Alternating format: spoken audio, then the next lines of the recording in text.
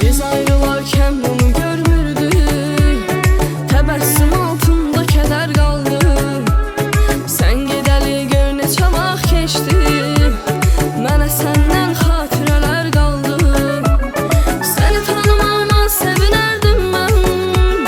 Sevgimizi ilə öyünərdim mən.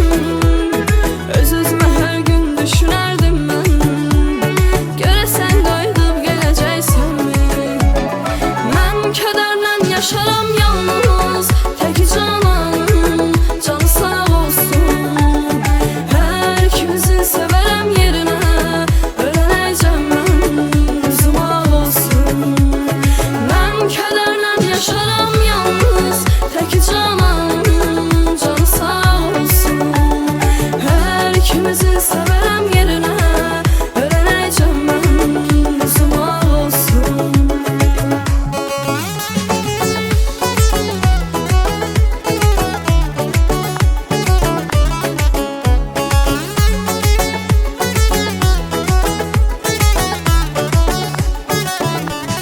Mən sual etdikcə küləklərdən sadə pıçıltıyla cavab gəldi.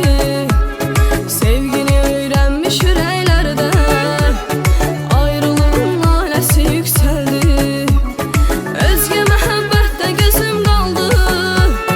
Mən tutan əllərdə izim qaldı. Sonda təəccüblü sözüm qaldı. Sən də mənim tək sevəcəksənmi?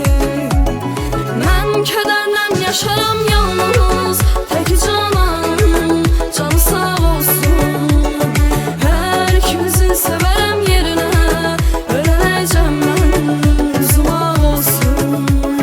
Mən kədərlə yaşaram yalnız, tək canım, canı sağ olsun.